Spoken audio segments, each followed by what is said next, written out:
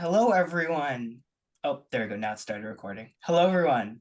I'm back today and I'm joined by two amazing people behind one of the films, which is premiering at the Toronto After Dark Film Festival. Do you guys want to introduce yourselves and kind of tell everyone about your film? Sure. You wanna go? I'm Erik Bloomquist. Our movie's called Founders Day. It's a murder mystery slasher movie set around a small town election. And I'm Carson Bloomquist, and we wrote Founders Day together. So, how did you guys kind of come up with this idea? What made you decide to go to pursue this movie specifically? Erik and I have a very formative love of slasher films. We remember sort of being kids and being introduced to it and just kind of falling in love with the subgenre itself. And we could point to a number of films that sort of have inspired it, but we also love the idea of a community-based thriller. So we wanted to infuse those together and make a really intricate, fun murder mystery. Mm-hmm. Now, when you have a slasher movie, right? There's a lot of criticism that gets lobbed at just at any slasher movie because people sometimes call them, kind of by the book or, over the top. How did you make a film that was different from those kind of, I guess, typical slasher movies?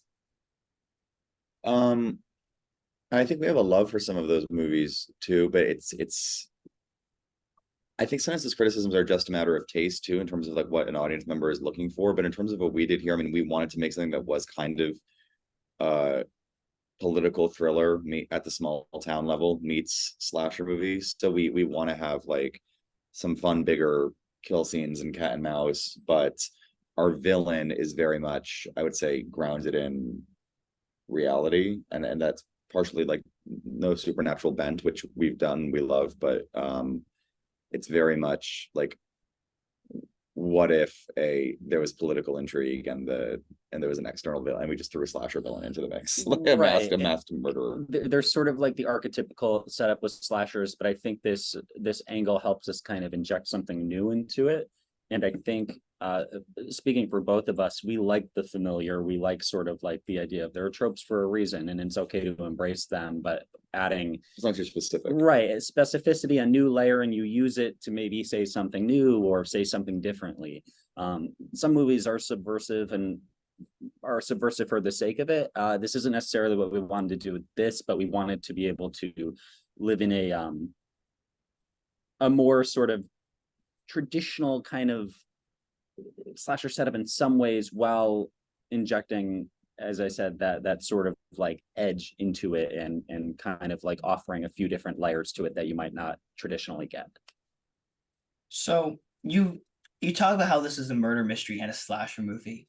Now, both those movies have very strict, or to some extent, very strict rules on how things have to unfold so that you don't give away too much for the audience.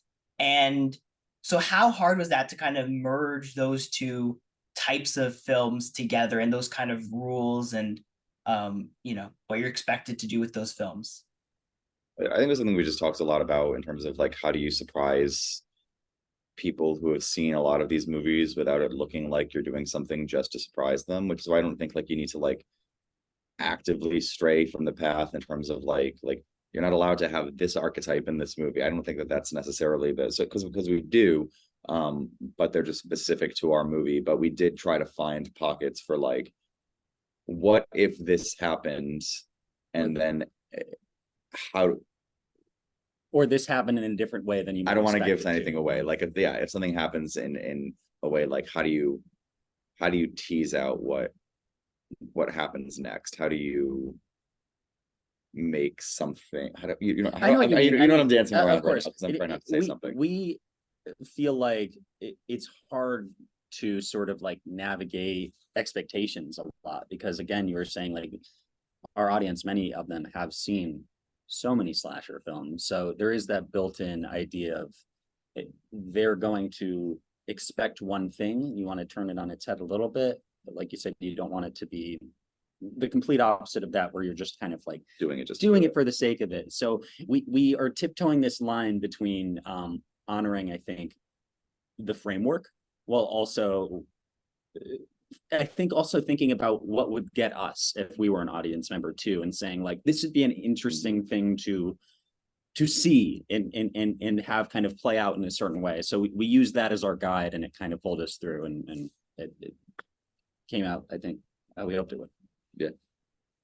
So what, like, to kind of go to more about you guys, what are your favorite slasher movies? Because I know I guarantee you've seen a ton of them, especially, leading up to this movie and all the other movies you've done.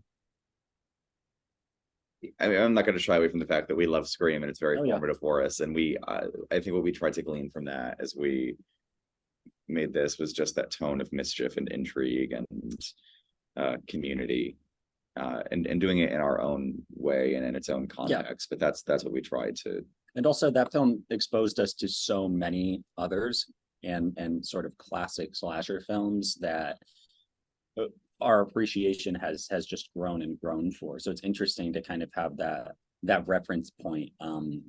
But we sort of, we run the gamut. We love all sorts of classic slashers, and then there's ones that we grew up with and we grew up in an interesting time too, with like the abundance of remakes for a lot of these films, and sometimes we'd see the remake first or whatever, and we sort of see validity in like all of them in different ways, right? Because I think like it's hard to broad strike like remakes aren't great or whatever, because I do think there's validity to a good handful that are out there, and we try to glean and take what we think works from I think all of that and synthesize it in a way that works for us. I mean, I think that there's a kind of like a little bit of glossiness in some of the modern remakes, and we tried to have a little bit of that like sheen on some parts of this, but then you go back to stuff like the original Halloween, and there's this permeating whist and this kind of like sadness and lots of parts of it, and we try to find that here too, that there's this ongoing longing. Right. And I think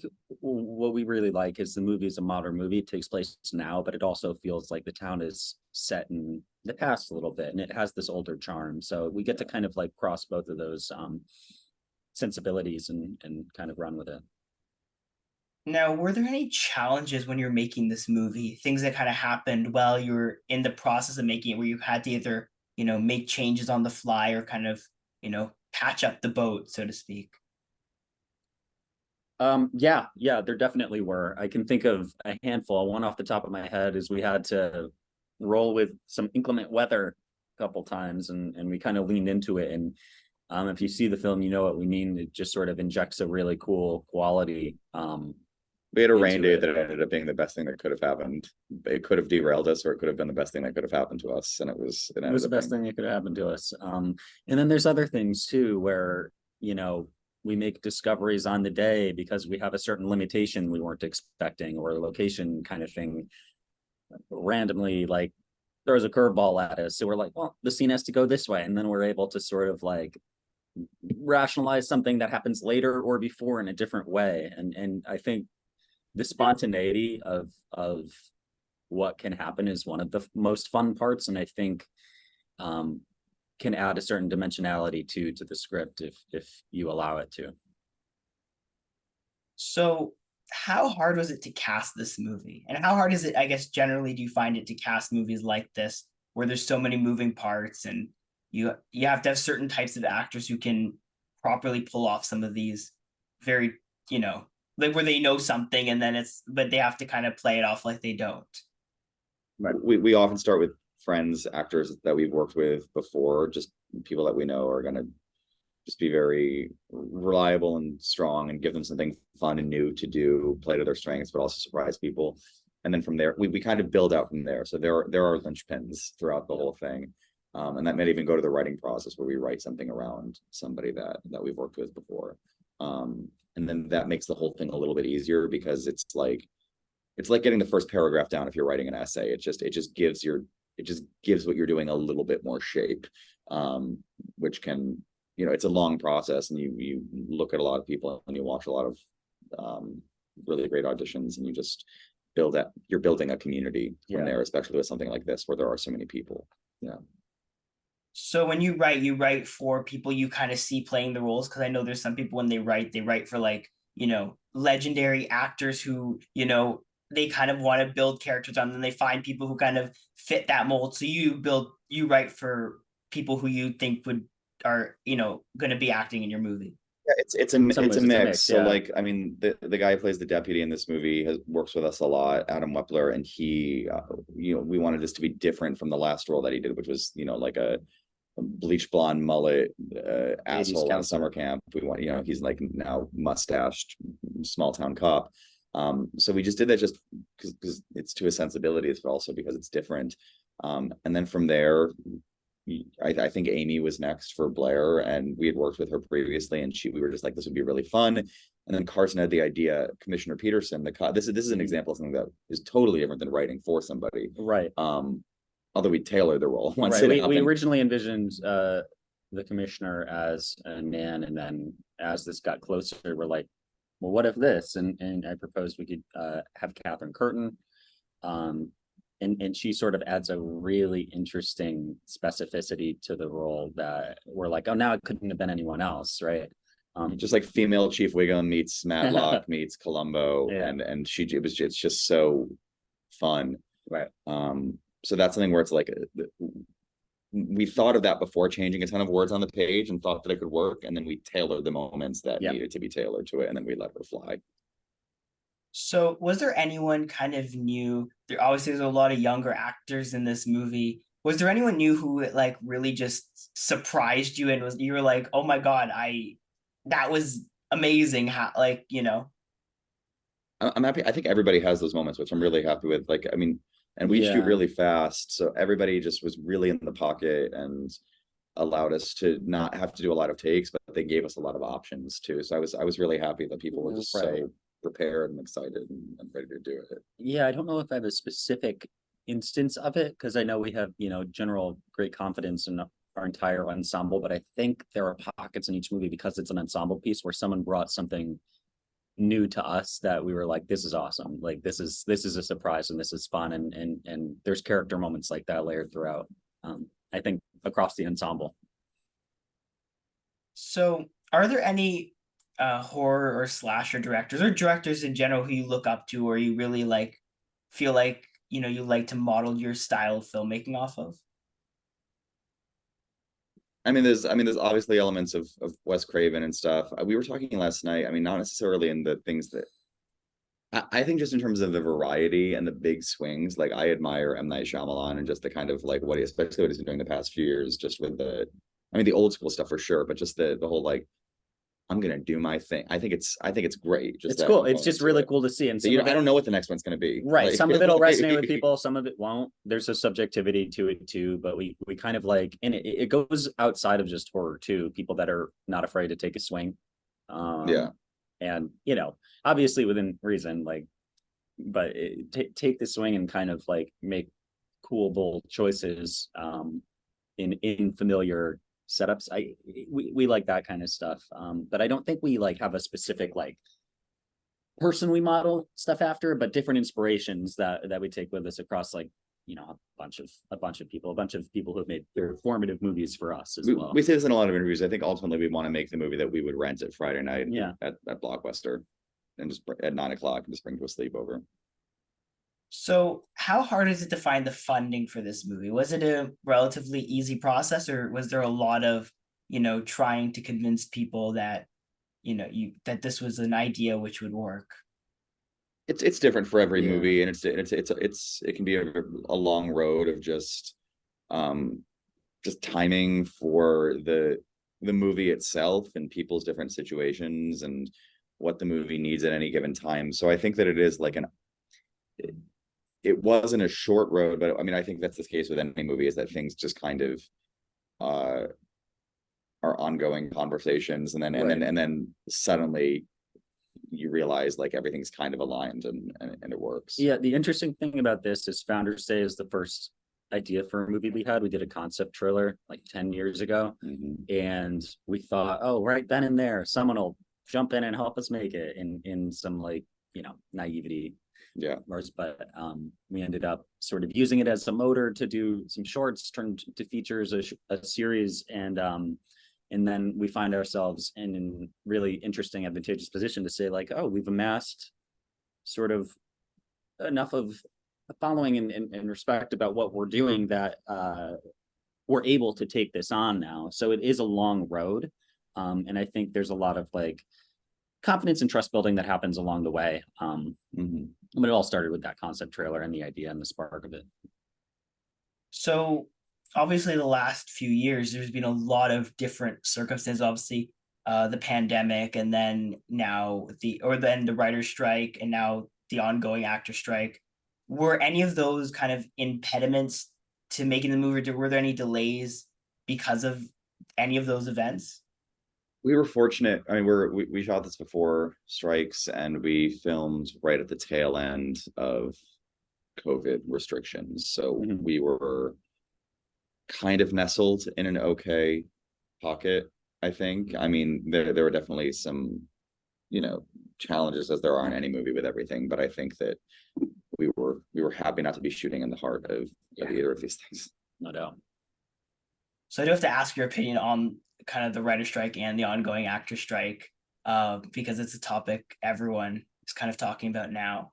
As writers, obviously, do you have any particular views? Obviously, the writers got a deal which looks pretty, much like what they wanted from the beginning. The actors are still trying to get some sort of deal.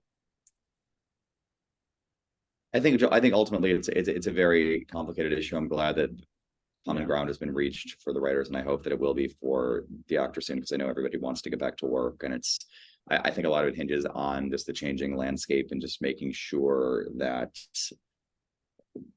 what's happening is sustainable for all, to the extent that it can be, just in terms of the viewership patterns changing and where and when and how people are watching things. So I think it's a lot of uncharted territory, and just the way through, I think it's just having discussions to and streaming is the big thing that kind of like is part of this whole thing, and it's an unprecedented kind of like shift from where things were going. So it complicates everything, and I think it complicates the discussion. But because we think about this, I mean, like 20 years ago, I mean, it was, you could measure like, this is a DVD sale, this is a VHS sale, this is a TV airing, and it's very different now. It's just so valued differently. It's figuring out.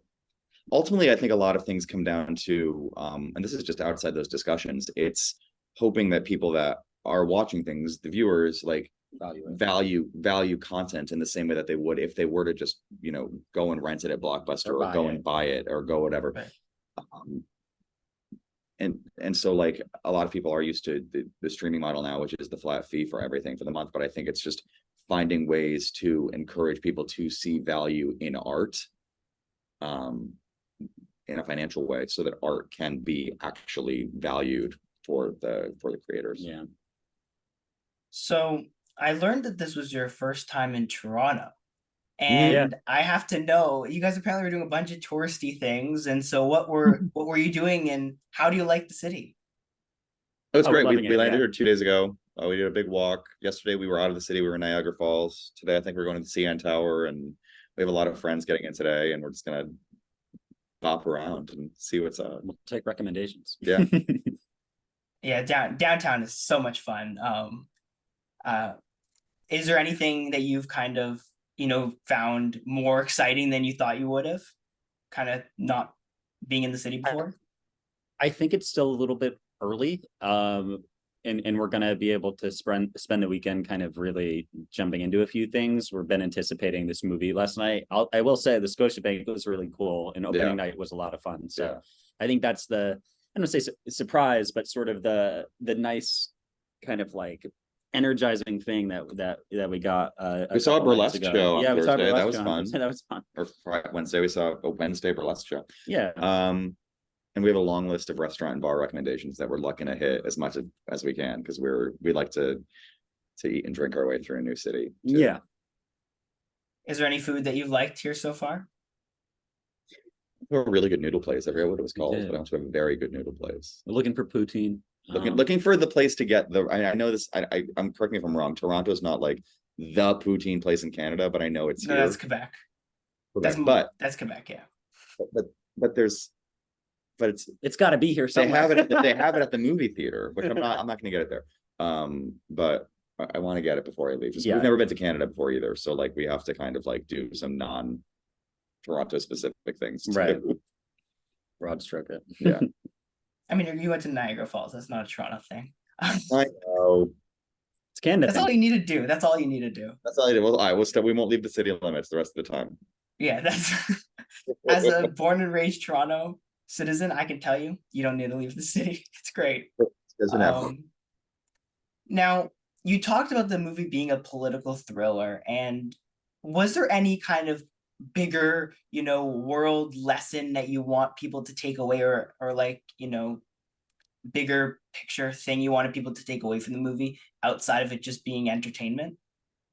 There's a thesis, and I think that to an extent, and I don't want to say what it is necessarily, but I will say that the movie is about people jockeying for position and the way that personal politics intermingle with greater exploits and the dark side of that. I think it's something that you want to see the movie to really, I think, fully comprehend in a way and have it be satisfying. But I think, we don't want to speak too heavily about it because we leave the movie in such a way that it's not like necessarily didactic or like we're saying you should think this. It's just sort of, I think, a good conversation piece.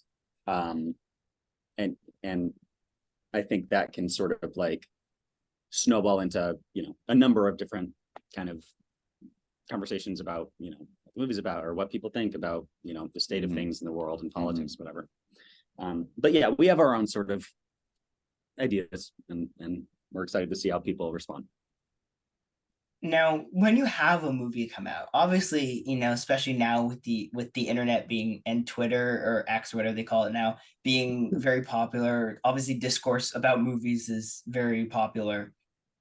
How much do you look at that? How much do you kind of engage with that? Or do you just kind of avoid it altogether because it's just going to be a lot of negativity and you're just not interested in it?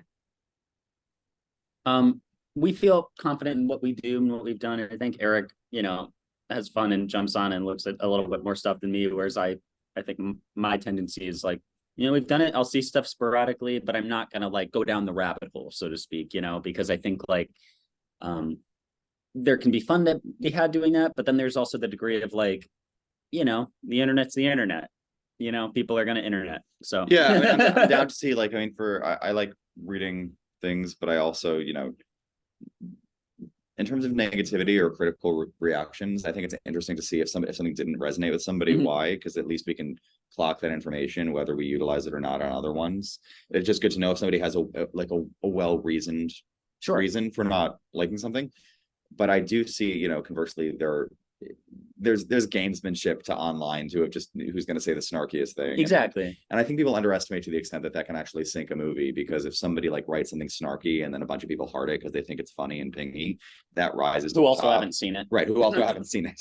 Then like that rises to the top, and that's what people see when they come to see a movie. So I think that there are people who like to sink movies for sport, but then there are people who genuinely like things just might not jive with them, and they have a reason. And I think that's actually interesting and helpful, because we want to make things that we love but people enjoy too. So it's just interesting to gather that information.